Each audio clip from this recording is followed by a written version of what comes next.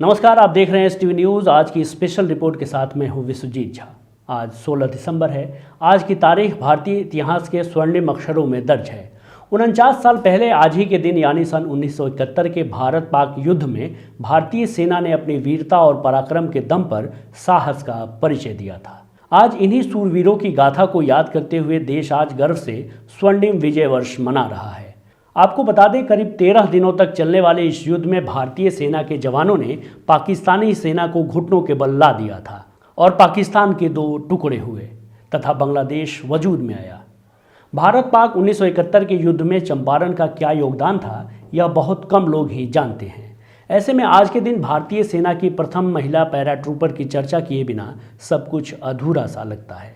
जी हाँ, आज हम उसी चंपारण की बेटी महिला पैराट्रूपर की बात करने वाले हैं जो चंपारण से नाता रखती हैं और यहीं के स्वतंत्रता सेनानी डॉक्टर लंबोदर मुखर्जी की सुपुत्री जयती मुखर्जी हैं। भारतीय सेना की पहली महिला पैराट्रूपर जयती मुखर्जी देशभक्ति और वीरता के दम पर भारतीय सेना की 62वीं बटालियन में कार्य करते हुए 1971 के युद्ध में दुश्मनों को धूल चटाने में पीछे नहीं हटी। सुनते हैं उन्हीं की जुबानी कुछ शौर्य की कहानी।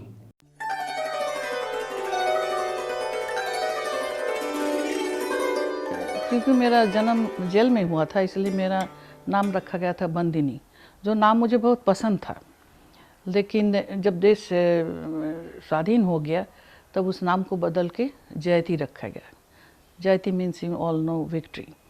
जेल में हम ही एक बच्चे थे, सब मुझे खिलाते थे और प्रभावती देवी जयप्रकाश नारायण जी की धर्मपत्नी, वो मुझे खाना वाना खिलाती थी, देखभाल करती थी। जब बाहर आए थे तब हम लोग दुमका में रहते थे। दुमका में छोटे जीवन में स्कूल आई थिंक 5वीं या 6ठी कक्षा तक हम लोग वहाँ पढ़े। लेकिन उसके बाद हम लोग मोतिहारी में आ गए, क्योंकि मोतिहारी में मेरे फादर को उन्होंने नज़रबंद करके रखा था और वहाँ हम लोग बाकी स्कूलिंग या कॉलेज सब वहीं किया।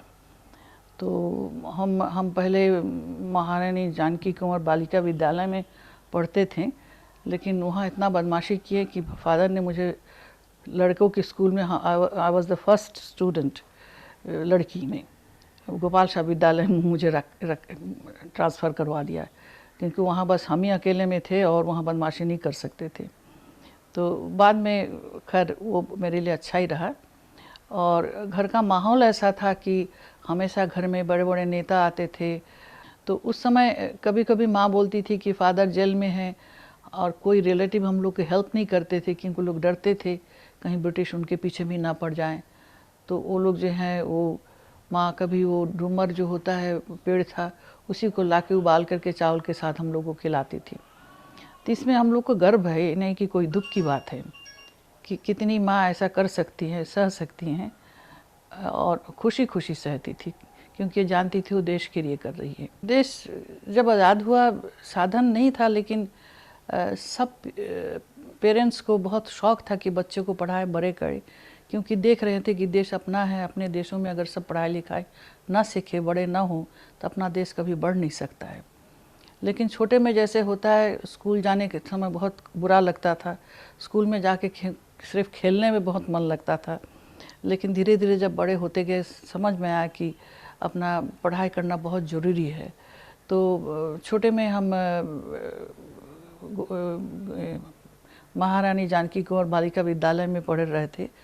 वहाँ ठीक ही चल रहा था, लेकिन कभी भी कोई आते थे बाहर से तो आके बोले मेरे पिता को कि डॉक्टर साहब, जब भी जाते हैं देखते हैं आपकी लड़की प्रिंसिपल के दरवाजे के सामने मुर्गी बन के बैठी हुई है। क्योंकि हम इतने शैतानी करते थे, इतनी शैतानी करते थे, और खेल कूद में मुझे इतना मन था, लेकिन तभी मुझे लगता था कि भाई कुछ करेंगे हम। इसीलिए जब, और स्पेशली ये जब जो स्पोर्ट्स होता था, तो मेरे पास अपनी बात ज़्यादा बढ़ा के नहीं बोलना चाहिए, लेकिन सच ही बोल रहे हैं कि हम स्पोर्ट्स में बहुत तेज़ थे और बहुत सारे मेडल जीते। दौड़ने में, हाई जंप में, लॉन्ग जंप में, फिर और भी बहुत सारे इसमें खेल कूद में हमने बहुत शौक़ रखा। उसी समय मन में एक इच्छा होती थी कि जब ऊपर से प्लेन जाती थी, मुझे लगता था अगर उसके जैसा हम उड़ सके, जा सके तो कितना मज़ा आएगा। फिर मुंशी सिंह कॉलेज में हम वहाँ से आईसी किया, फिर जाके दरभंगा मेडिकल कॉलेज में जाके भर्ती हुए। तो उसमें भी एक कहानी है कि जब हम दरभंगा मेडिकल कॉलेज में जाना चाहते थे, उस समय हमारी 3 बहनें भी पढ़ती थी और मेडिकल कॉलेज में पढ़ती थी, मास्टर्स कर रही थी एक मेरी मंझली बहन। तो उस समय फादर ने बोला कि इतने सारे लोग पढ़ रहे हैं, तुम्हें पता नहीं हम तुम्हें सपोर्ट कर पाएंगे कि नहीं पाएंगे।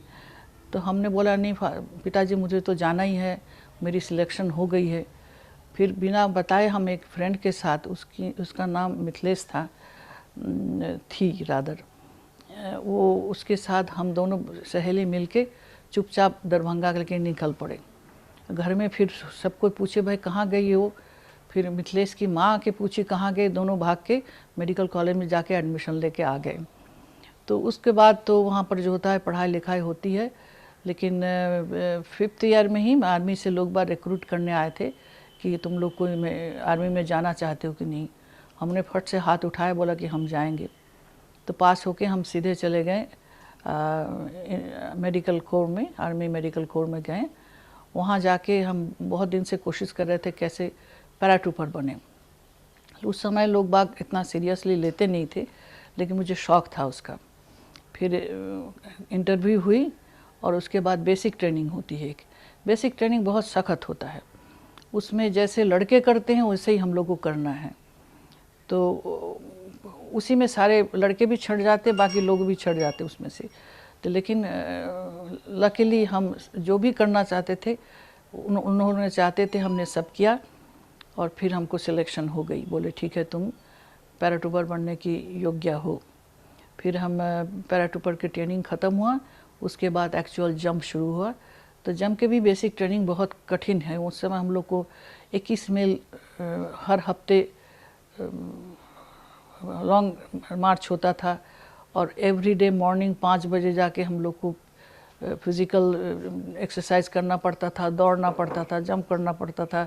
बहुत कठिन है वो, लेकिन हम बहुत खुशी के साथ वो लोग करते थे क्योंकि हम चाहते थे हम ये करें। मेरे मन में एक इच्छा थी।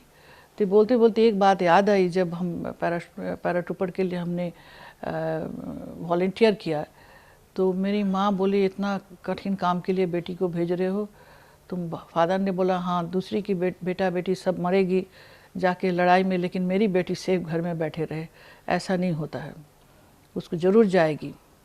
तो उसके बाद हम एनीवे वहाँ गए, मेरे पैराट्रूपर का विंग मिला मुझे।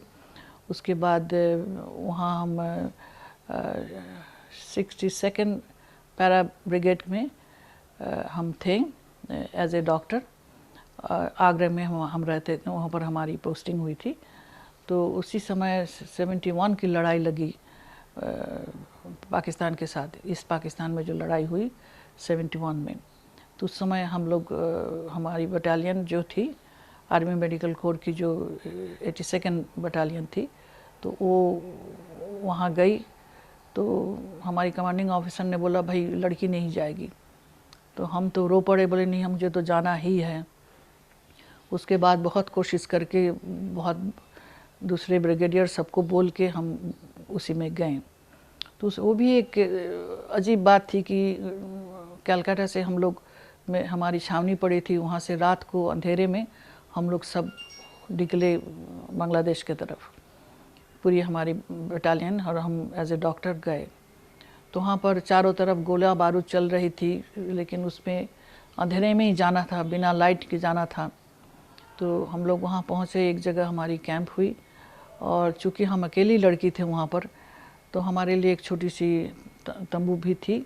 लेकिन ये भी एक मज़े की बात है भाई, बाथरूम जाना बड़ा मुश्किल था इसीलिए रात के अंधेरे में ही जा सकते थे, दिन में नहीं जा सकते थे। तो एक बार अर्ली मॉर्निंग में हम जा रहे थे अकेले, तो बहुत ज़ोर से एक लगा मुझे गर्म हवा है, इतनी ज़ोर से आवाज़ हुई। 3 पाकिस्तानी फाइटर वो लोग बॉम्बिंग करके जा रहे थे। जब वो भागते हैं तब एकदम लो लेवल में भागते ताकि राडार उसको पकड़ नहीं सके और गोली नहीं चला सके। तो इसलिए एकदम हम सो गए ज़मीन पर, हमारे मुंह के ऊपर से 3 प्लेन चला गया। मुझे वो गर्म हवा अभी तक मुझे याद है। तो उसके बाद ढाका से हम लोग वहाँ जब सरेंडर हो गया तो वहाँ से हम लोग चले आए भटिंडा, वो वेस्टर्न फ्रंट में लड़ने के लिए। तो वहाँ पर भटिंडा में जब हम लोग घुसे तो बिलीव करना मुश्किल है, लोगों में इतना देश सेवा थी कि सारे लाइन में खड़े हुए थे, फूल बरसा रहे थे और हम लोग की इतनी देखभाल की, ला के खाना पानी सब दे के जाते थे और हमेशा देखभाल करते थे। तो बड़ी जय जयकार हुआ हमारे वहाँ पर।